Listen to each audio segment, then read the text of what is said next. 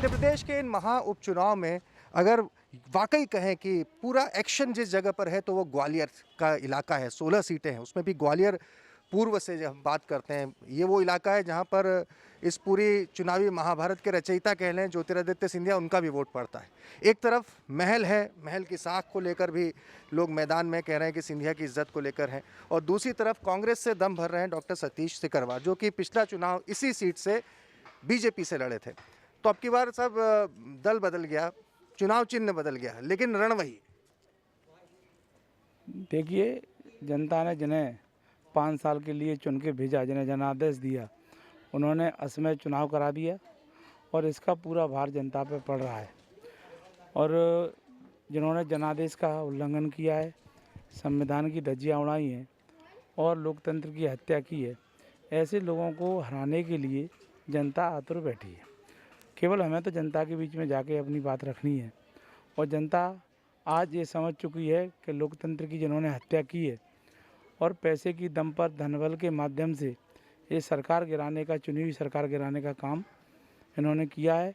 आने वाले समय में पूरे देश में इस तरह के उदाहरण पेश किए जाएंगे, पैसे की दम पर सरकार गिरेंगी।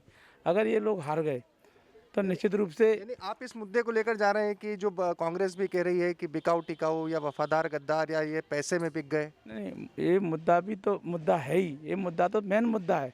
इसके अलावा भी इन लोगों ने कांग्रेस पार्टी में रहते हुए विधायकी के कार्यकाल में जिस प्रकार के लूट खसोट और बेईमानी भ्रष्टाचार किया, जनता उससे भी त्रस्त है और निश्चित रूप से जनता इनको हराने के लिए तैयार बैठी। पर इन्होंने जिस सरकार में किया वो तो कांग्रेस की सरकार थी ना, तब आप बीजेपी में थे। कांग्रेस ने तो नहीं किया, व्यक्ति ने किया, व्यक्तियों ने किया। उन व्यक्तियों के खिलाफ जनता है और वो अब कहीं भी आ गए। वो व्यक्ति, जब देखो संस्कार जिस व्यक्ति के खराब होंगे वो कहीं भी जाएगा, वही काम करेगा।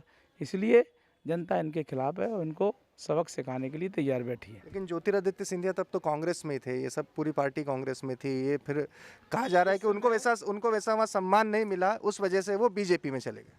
वो चुनाव हार गए, तो चुनाव हारना कोई जनता ने हराया, उनको चुनाव कोई पार्टी ने थोड़ी हराया है। सम्मान क्या नहीं मिला, पूरा सम्मान मिला। मंत्री बने, सब कुछ हुआ, कई बार विधायक सांसद रहे और मंत्री भी बने। सम्मान और किससे ज़्यादा क्या सम्मान मिलेगा।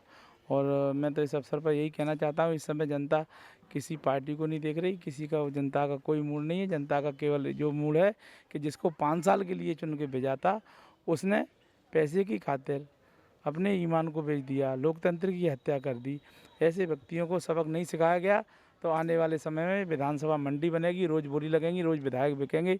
इसलिए जनता इन सबको सबक सिखाना चाहती है। भविष्य में इसकी नज़ीर और उदाहरण दिया जाए कि मध्य प्रदेश के 25 विधायकों ने धन बल के आधार पर अपना दल बदल के और जनता के जनादेश का पालन। स्थानीय मुद्दे भी रहेंगे, ये तो आपने जो बताया जिस तरीके से कि 5 साल के लिए चुना था। आपकी ग्वालियर पूर्व सीट है, ज़्यादातर व्यापारी वर्ग का इलाका है, आप तो शुरू से यहीं पे रहते हैं। नगर निगम के 19 लगभग पार्षद की सीटें आपके क्षेत्र में आती है। ग्वालियर है, ठीक है, बड़ा शहर है, लेकिन फिर भी बहुत सारी सुविधाओं के लिए राह देखता है। मुद्दे सब रहते हैं, लेकिन इस समय जैसे बरसात आती है ना, तो बरसात में सारे गड्ढे भर जाते हैं। सड़क पर जब पानी भर जाता है तो दिखते नहीं है गड्ढे कहाँ हैं। इस समय बेकाऊ लोगों ने सारे मुद्दे ख़त्म कर दिए। एक ही मुद्दा है, बेकाऊओं को हराना। जिन्होंने लोकतंत्र की हत्या की है, संविधान की धज्जियां उड़ाई हैं, उनको हराने का काम जनता करेगी। चलिए, बहुत बहुत शुक्रिया। डॉक्टर सतीश सिकरवार साहब का कहना है कि मुद्दे जो भी हैं, लेकिन इस वक्त बड़ा मुद्दा यहाँ पर यही है कि बिकाऊ वर्सेस टिकाऊ का। कांग्रेस की तरफ से ग्वालियर में खम ठोक रहे हैं डॉक्टर सतीश सिकरवार।